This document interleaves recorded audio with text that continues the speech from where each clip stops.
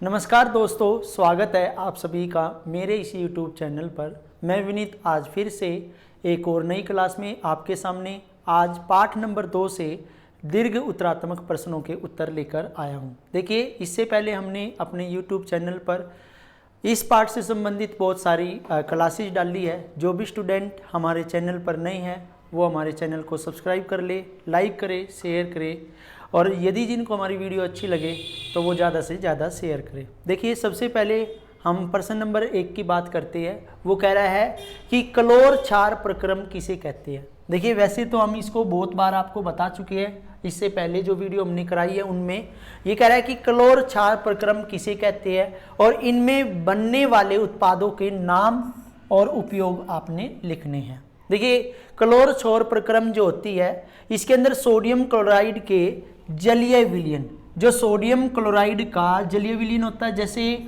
Sodium chloride होता है NaCl और इसका जो जलीय विलयन होता है यानी कि इसको हम एक्वस सॉल्यूशन के अंदर लिखेंगे। जलीय विलयन ऐसे है से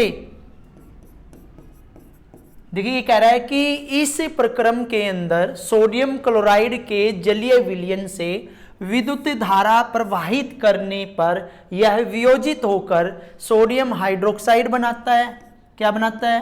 सोडियम हाइड्रोक्साइड बनाता है। तो इस प्रक्रिया को हम क्लोर क्षार प्रक्रिया कहते हैं, क्योंकि इससे निर्मित उत्पाद जो होता है वो क्लोरीन और सोडियम हाइड्रोक्साइड का होता है। क्लोरीन और सोडियम हाइड्रोक्साइड का होता है। जब हम इसको बैलेंस करेंगे तो हमारा ये सोडियम हाइड्रोक्साइड आएगा, क्लोरीन आएगा, प्लस में हाइड्रोजन गैस होगी। देखिए, क्लोरीन गैस जो होती है एनोड पर मुक्त अवस्था में होती है, जबकि हाइड्रोजन गैस जो होती है वो कैथोड पर, साथ ही कैथोड पर किसके साथ? सोडियम हाइड्रोक्साइड विलयन का निर्माण भी होता है। देखिए, ये कहना चाह रहा है जब हमने ये रिएक्शन की, ये रासायनिक अभिक्रिया की, तो इस दौरान क्या हुआ, जो क्लोरीन गैस है, जो हमारी ये क्लोरीन गैस है, देखिए यहाँ पे एग्जाम्पल में भी क्या रखा है कि जो ये क्लोरीन गैस है वो एनोड पर आ जाएगी और जो आपकी हाइड्रोजन गैस है वो हाइड्रोजन या सोडियम हाइड्रोक्साइड के साथ कैथोड पे आ जाएगी। तो इस प्रक्रिया से उत्पन्न तीनों उत्पाद बहुत ही उपयोगी होते हैं। तो यहाँ पे सबसे पहले इसने बताया कि क्लोर क्षार प्रक्रम कि जब सोडियम क्लोराइड का जलीय विलयन उसके अंदर से विद्युत गुजारी जाती है तो वो है किस में बदल जाता है? सोडियम हाइड्रोक्साइड में और हाइड्रोजन गैस में और क्लोरीन गैस के अंदर। तो इसके अंदर 3 उत्पाद बनते हैं। एक सोडियम हाइड्रोक्साइड बनता है, दूसरा इसमें क्लोरीन गैस बनती है और तीसरा हाइड्रोजन गैस बनते हैं। इसके अब 1 बाय 1 करके उपयोग बताने हैं कि सोडियम हाइड्रोक्साइड के उपयोग क्या है। देखिए, सोडियम हाइड्रोक्साइड जो होता है इसका जो फॉर्मूला हम देखें, रासायनिक सूत्र देखे तो NaOH होता है। सोडियम और अपमार्जक साबुन और अपमार्जक इनको बनाने में सोडियम हाइड्रोक्साइड का उपयोग किया जाता है। कागज उद्योगों में, कृत्रिम वस्त्र बनाने में, रेयन के वस्त्र बनाने में इनका उपयोग किया जाता है। और धातुओं को चिकनाई हटाने, धातुओं से चिकनाई हटाने के लिए या जो तेल शोधक और विरंजकों को बनाने के लिए। विरंजक क्या होता है? ब्लीचिंग पाउडर, जिसको हम कैल्शियम ऑक्सीक्लोराइड बोलते हैं। और ये कैसे बनता है? जब हमने बताया था कैल्शियम हाइड्रोक्साइड के अंदर जब क्लोरीन गैस पास की जाती है तो तब हमारा ये विरंजक चूर्ण बनता है। तो यहाँ पे ये कह रहा है कि जो सोडियम हाइड्रोक्साइड है उसका उपयोग क्या होता है? जैसे साबुन बनाने में है तो साबुन चिकनाई हटाने में काम आता है। इसके बाद जो तेल शोधक होते हैं या विरंजक होते हैं उन सभी चीज़ों को बनाने में इसका उपयोग किया जाता है। और 4th पॉइंट जो है बॉक्साइट अयस्क। देखिए, बॉक्साइट क्या होता है? जिससे एल्यूमिनियम धातु को निकाला जाता है। ये कह रहा है बॉक्साइट अयस्क के सांद्र में इसका उपयोग किया जाता है। इसके बाद हम बात करते हैं क्लोरीन की। क्लोरीन जो होता है अभी अभी हमने बताया था, जैसे कि ये एग्जाम्पल करके बताया कि क्लोरीन जो होता है विरंजक चूर्ण बनाने में उपयोग होता है। पेयजल या जो तरनताल यानी कि जो तालाब होते हैं उनके जल को रोगाणु रहित बनाने के लिए भी इसका उपयोग किया जाता है। और तीसरा जो है हाइड्रोक्लोरिक अम्ल के साथ इसका उत्पादन करने में इसका उपयोग किया जाता है। और लास्ट पॉइंट जो है क्लोरोफॉर्म, कार्बन टेट्राक्लोराइड, पेंट्स और जो रंजक होते हैं इन सभी को बनाने में आपका क्लोरीन का उपयोग किया जाता है। सबसे मेन जो इम्पोर्टेंट पॉइंट है वो है एक तो विरंजक चूर्ण बनाने में और एक पेयजल को रोगाणु रहित करने में इसका उपयोग किया जाता है। अब बात करते हैं हाइड्रोजन के उपयोग की। तो हाइड्रोजन में क्या होता है, जो उर्वरक होते हैं जो हमारे, उनके लिए अमोनिया बनाने में हाइड्रोजन गैस का उपयोग किया जाता है। दूसरा है हाइड्रोक्लोरिक अम्ल बनाने में भी इसका उपयोग किया जाता है। और तीसरा मिथेनॉल बनाने में भी इसका उपयोग किया जाता है। और ठोस वसा प्राप्त करने के लिए, यहाँ पे ये वसा है, फैट जिसको बोलते हैं, प्राप्त करने के लिए तेलों के हाइड्रोजनीकरण करने में इसका उपयोग किया जाता है। जैसे कि जब डबल बॉन्ड होता है उसको हाइड्रोजनीकरण करने से, उसमें हाइड्रोजन डालने से क्या होता है, वो हमारा एल्कीन से यानी कि डबल बॉन्ड से वो हमारा एल्केन में बदल जाता है। यानी कि यही कहना चाह रहा है कि जब जो कोई ठोस है यानी कि जो एल्कीन है उसको एल्केन में बदलने में इसका उपयोग किया जाता है। जब एल्कीन से एल्केन में बदला जाता है तो उसको हाइड्रोजनीकरण अभिक्रिया कहते हैं। इसके बाद प्रश्न नंबर 2 की बात करते हैं कि भाई अम्लों के रासायनिक गुणों का वर्णन करना है। देखिए जब हमने लेसन स्टार्ट किया था अम्लों के बारे में बताया था। अम्ल का पहला काम है कि ये स्वाद में खट्टे होते हैं। दूसरा मैंने आपको ये बताया था कि जो अम्ल होते हैं वो नीले लिटमस को लाल में चेंज कर देते हैं। तीसरा मैंने बताया था कि धातु की अम्ल के साथ अभिक्रिया करने पर हाइड्रोजन गैस बाहर निकलती है। और चौथा मैंने आपको बताया था कि अम्ल की सोडियम हाइड्रोजन कार्बोनेट के साथ या सोडियम बाइकार्बोनेट के साथ अभिक्रिया होगी तो वो कार्बन डाइऑक्साइड देगा। और भी बहुत सारे इसके उपयोग है, लेकिन गुण भी है, लेकिन अब यहाँ पे हम पूरी डिटेल से करेंगे कि अम्लों के रासायनिक गुणों का वर्णन करना है कि अम्लों की धातुओं के साथ क्रिया। देखिए अम्ल धातुओं से क्रिया करके लवण और हाइड्रोजन गैस बनाता है। कैसे बनाता है, जैसे यहाँ पे जिंक दे रखा है। जिंक एक धातु है। H2SO4 जो है वो आपका अम्ल है। जब रासायनिक अभिक्रिया होगी तो यहाँ पे जिंक सल्फेट और प्लस में हाइड्रोजन गैस बाहर निकलेगी। तो जिंक सल्फ्यूरिक अम्ल के साथ क्रिया करके जो जिंक होता है वो जिंक सल्फ्यूरिक अम्ल के साथ, देखिए ये जो जिंक है वो सल्फ्यूरिक अम्ल के साथ अभिक्रिया करके जिंक सल्फेट प्लस में हाइड्रोजन गैस बनाएगा। अब दूसरा पॉइंट मैंने बताया है कि अम्लों की धातु कार्बोनेट और धातु बाइकार्बोनेट से क्रिया। देखिए जब धातु की कार्बोनेट के साथ या बाइकार्बोनेट के साथ धातु कार्बोनेट की और धातु बाइकार्बोनेट की अम्ल के साथ क्रिया होती है तो लवण, कार्बन डाइऑक्साइड और जल बनता है। जैसे कि मैंने पॉइंट नंबर 4 में आपको बताया कि जब भी किसी अम्लों की अभिक्रिया धातु कार्बोनेटों के साथ या धातु बाइकार्बोनेटों के साथ होती है तो वो कौन सी गैस उत्पन्न करते हैं, कार्बन डाइऑक्साइड गैस उत्पन्न करते हैं। यहाँ पे भी लिखा है कि सोडियम कार्बोनेट है और सोडियम बाइकार्बोनेट है। ये तो सोडियम कार्बोनेट है और ये सोडियम बाइकार्बोनेट है। इसका जब अम्ल के साथ अभिक्रिया होगी तो आप यहाँ पे देख रहे होंगे कार्बन डाइऑक्साइड बनेगी और यहाँ पे ये जो है ये लवण है और ये आपका जल है। लेकिन मेन मुद्दा हमारा किस बात का है, कार्बन डाइऑक्साइड का है, तो कार्बन डाइऑक्साइड निकलेगी। इसके बाद अम्लों की क्षारकों से अभिक्रिया करने पर क्या होता है, ये देखिए उदासीनीकरण अभिक्रिया होती है कि जब किसी क्षारक की अभिक्रिया अम्ल के साथ कराई जाती है तो वो लवण और जल बनाता है। देखिए ये हमारा क्षारक है NaOH, ये हमारा HCl अम्ल है। जब इससे NaCl बनेगा तो ये हमारा लवण है और H2O जो है वो जल है। तो अम्ल क्षारकों से अभिक्रिया करके लवण और जल बनाते हैं और ऐसी अभिक्रिया को हम उदासीनीकरण अभिक्रिया कहते हैं। जैसे यहाँ पे दे रखा है सोडियम हाइड्रोक्साइड की हाइड्रोक्लोरिक अम्ल के साथ क्रिया क्या बना देगा, वो सोडियम क्लोराइड और जल बना देगा। इसके बाद पॉइंट नंबर 4 की बात करते हैं कि अम्लों की धातु ऑक्साइडों से क्रिया करके क्या होता है।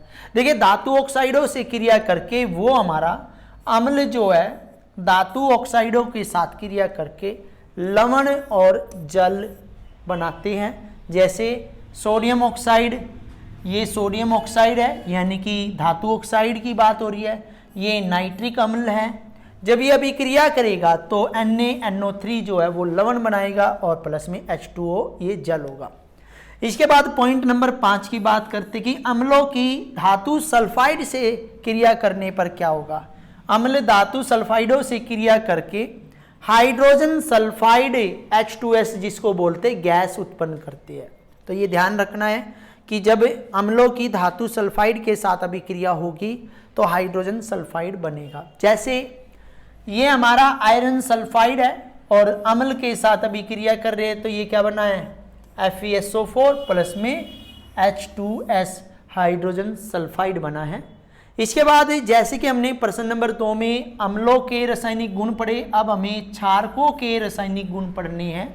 और ये कह रहा है कि क्षारकों के रासायनिक गुण क्या है। सबसे पहले कि क्षारकों की यदि धातुओं के साथ अभिक्रिया हो, जैसे लवण के साथ हुई थी कि हाइड्रोजन गैस निकली थी, वैसे ही इसमें भी हाइड्रोजन गैस निकलेगी कि क्षारक धातुओं से क्रिया करके लवण और हाइड्रोजन गैस उत्पन्न करते हैं। एग्जाम्पल की बात करें तो सोडियम हाइड्रोक्साइड आपके पास है जो कि क्या है, ये क्षारक है। ये जिंक है, ये आपकी धातु है।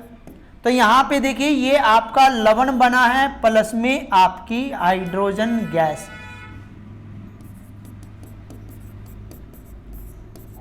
तो हर हालत में जब हमारी धातुओं की अम्ल और क्षारकों के साथ अभिक्रिया होती है तो हमारे पास हाइड्रोजन गैस उत्पन्न होती है। पॉइंट नंबर 2, क्षारकों की अम्लों के साथ अभिक्रिया, ये भी हमने अम्लों में पढ़ा कि अम्ल की क्षारकों के साथ अभिक्रिया होती है तो लवण और जल ही बनता है। और उस अभिक्रिया को हम क्या कहते हैं, उदासीनीकरण अभिक्रिया कहते हैं। जैसे एग्जाम्पल भी हमने पीछे वाला ही लिया है, सोडियम हाइड्रोक्साइड, और ये हमारा अम्ल है सल्फ्यूरिक अम्ल है तो ये सोडियम सल्फेट यानी कि लवण बना और जल बना। इसी तरह हम बात करते हैं क्षारकों की अधातु ऑक्साइडों के साथ अभिक्रिया करने पर क्या होगा। देखिए क्षारक जो है अधातु ऑक्साइडों के साथ जब क्रिया करते हैं तो लवण और जल ही बनाते हैं। देखिए जैसे कि हम अम्लों में पढ़ते वैसे ही क्षारकों की बहुत सारी जो विशेषता है, जो गुण है, वो अम्लों के साथ ही मिलते जुलते हैं। तो कैल्शियम हाइड्रोक्साइड प्लस में कार्बन डाइऑक्साइड क्या बन गया, कैल्शियम कार्बोनेट बन गया और यहाँ पे जल बना। तो ये हमारा जल है और ये हमारा लवण है। तो जब भी क्षारकों की धातु ऑक्साइडों के साथ अभिक्रिया होगी तो वे लवण और जल बनाएंगे। देखिए प्रश्न नंबर 4, ये बहुत ही इंपॉर्टेंट है, इनमें से कोई ना कोई पार्ट आपके पेपर में आता रहता है कि पीएच मान का हमारे दैनिक जीवन में क्या महत्व है। देखिए पीएच मान हमारे दैनिक जीवन में बहुत ही अधिक महत्वपूर्ण है। देखिए सबसे पहले हम बात करते हैं कि हमारे पाचन तंत्र में पीएच मान का क्या महत्व है। देखिए हमारा आमाशय जो होता है यानी कि पेट जो होता है वो हाइड्रोक्लोरिक अम्ल यानी कि HCl उत्पन्न करता है जो शरीर में पाचन का कार्य करता है। परंतु यदि अम्ल की मात्रा आमाशय में अधिक हो जाएगी तो अपच उत्पन्न होता है यानी कि फूड आसानी से डाइजेस्ट नहीं होता जो कि दर्द और जलन उत्पन्न करता है। इसके उपचार के लिए एंटासिड जैसे magnesium hydroxide, milk of magnesia जिसको बोलते हैं, और सोडियम बाइकार्बोनेट जिसको हम बेकिंग सोडा बोलते हैं, इसका उपयोग किया जाता है। क्षारकीय प्रकृति होने के कारण देखिए ये जो मैग्नीशियम हाइड्रोक्साइड है या सोडियम बाइकार्बोनेट है, इनकी प्रकृति होती है क्षारकीय। और क्षार जब हमारे इस HCl यानी कि अम्ल के साथ अभिक्रिया करेंगे तो वह उसको उदासीन कर देते हैं। तो शायद आपको समझ में आ गया होगा कि जब हमारे पेट के अंदर खाना अच्छी तरह डाइजेस्ट नहीं होता तो HCl जो होता है वो एसिडिटी उत्पन्न करता है और उसको दूर करने के लिए हम मिल्क ऑफ मैग्नीशिया और बेकिंग सोडे का उपयोग करते हैं जो कि क्षारकीय प्रकृति के होते हैं। क्षारकीय प्रकृति होने की वजह से ये अम्लों के साथ अभिक्रिया करेंगे और वो उसको उदासीन कर देंगे। अब बात करते हैं पॉइंट नंबर 2 की कि पीएच के कारण दंत क्षय, कि जब पीएच हमारी बॉडी का कम हो जाता है, यानी कि मुंह का कम हो जाता है, तो दांत गिरने स्टार्ट हो जाते हैं। कैसे? देखिए, हमारे मुख का पीएच मान दंत क्षय के लिए उत्तरदायी होता है, यानी कि रिस्पॉन्सिबल होता है कि हमारे दांत तब गिरेंगे जब हमारे पीएच वैल्यू जो है हमारे दांतों की कम हो जाएगी। हमारे मुख में उपस्थित जीवाणु, जैसे हम खाना खाते हैं और वे जो खाने के छोटे छोटे टुकड़े जो होते हैं वो दांतों में रह जाते हैं, और जो उसके अंदर उपस्थित जीवाणु है वो शर्करा का विखंडन करके अम्ल उत्पन्न करते हैं, जिससे हमारे मुख का पीएच मान, अम्ल उत्पन्न करने की वजह से क्या होगा, पीएच मान 7.0 से घटकर 5.5 हो जाएगा या उससे भी कम हो जाता है, और मुख का पीएच मान 5.5 से कम होने के कारण दंत क्षय होना स्टार्ट हो जाता है। तो दंत क्षय को रोकने के लिए सबसे पहले साधारण सा उपाय जो है कि भोजन के उपरांत जैसे ही आप खाना खाते हो तो अपने मुख को, यानी कि मुंह को अच्छी तरह से पानी से साफ करना चाहिए। और दूसरा है, या तो आप किसी दंत मंजन का उपयोग करेंगे, क्योंकि दंत मंजन जो होते हैं वे क्षारकीय प्रकृति के होते हैं, जिनके अंदर जो वे जीवाणु हैं उनको मारने और साथ ही साथ जो हमारे मुंह का पीएच मान जो 5.5 से कम होता है उसको बनाए रखने में हमारी मदद करते हैं। इसके बाद पॉइंट नंबर 3 में पादप वृद्धि में मृदा के पीएच का महत्व क्या होता है। ये हमने आपको एक किसान वाले प्रश्न में कराया था कि सामान्यतः पौधों को उचित विकास और वृद्धि करने के लिए उनका जो पीएच मान है वो 7 होना चाहिए। कितना होना चाहिए? 7 पीएच मान होना चाहिए, वो उपयुक्त होता है। 7 पीएच मान क्या होता है? उपयुक्त होता है। लेकिन अधिक अम्लीयता के कारण और अधिक क्षारीयता के कारण दोनों ही प्रकारों की जो पौधों में वृद्धि नहीं हो पाती, यानी कि जब मृदा की अम्लीयता बढ़ जाती है या क्षारकों की क्षारीयता बढ़ जाती है मिट्टी के अंदर, तो उनकी उर्वरक शक्ति समाप्त हो जाती है। तो यदि मृदा अधिक अम्लीय हो जाती है तो उसमें बिना भुजा हुआ चूना, चाक या भुजा हुआ चूना हम डालते हैं, और जिसके डालने से वो जो मिट्टी है वो हमारी क्या हो जाती है? उदासीन हो जाती है। और यदि मिट्टी में अधिक क्षारकीयपन आ जाता है तो उसको खत्म करने के लिए हम खाद या कंपोस्ट मिलाकर उसका उपचार करते हैं। इसके बाद पॉइंट नंबर 4 में कि जीव जंतुओं के डंक में पीएच मान का क्या महत्व है। देखिए, डंक मारने वाले जीव जंतु जैसे कि बिच्छू हुआ, मधुमक्खी हुई, चींटी हुई, इन सभी के डंक में मिथेनोइक अम्ल होता है। कौन सा अम्ल होता है? मिथेनोइक या फॉर्मिक अम्ल होता है। और ये हमारे जो जैसे ही बच्चे को कोई मधुमक्खी, बिच्छू या कोई चींटी काटती है तो उसके अंदर मिथेनोइक अम्ल आ जाता है या फॉर्मिक अम्ल आ जाता है। इसी कारण बिच्छू आदि के काटने पर तीव्र जलन होनी स्टार्ट हो जाती है, तेज दर्द उत्पन्न हो जाता है। इसके उपचार के लिए क्षारकीय पदार्थ जैसे कि बेकिंग सोडा लगाया जाता है। और बेकिंग सोडा क्या है? क्योंकि देखिए, जो मिथेनोइक अम्ल है या फॉर्मिक अम्ल है, ये क्या करती है, इनके अंदर यदि बेकिंग सोडा डाल देंगे तो बेकिंग सोडा जो होता है ना क्षारकीय प्रकृति का है, और क्षारकीय प्रकृति होने की वजह से ये डंक के अम्ल के साथ अभिक्रिया करके उसे उदासीन कर देगा। इसके बाद पॉइंट नंबर 5 कि पौधों द्वारा उत्पन्न रसायनों का पीएच। देखिए, कई पौधे ऐसे होते हैं जिनमें नेटल, जैसे कि हम बताते हैं नेटल में कौन सा अम्ल पाया जाता है, तो जैसे नेटल जैसे पौधों की पत्तियां नुकीली होती है और इनमें बाल की तरह संरचना पाई जाती है। जैसे ये बाल वाली संरचना जो होती है हमारी त्वचा के संपर्क में आ जाए तो हमें वो दर्द और जलन उत्पन्न कराती है।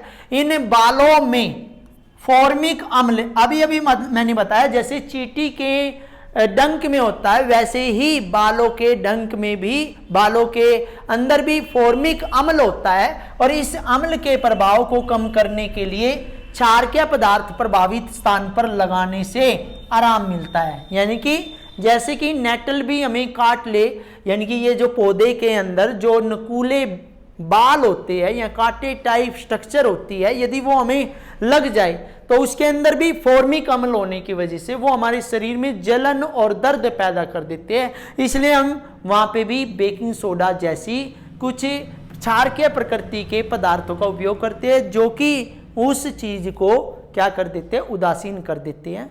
Thank you.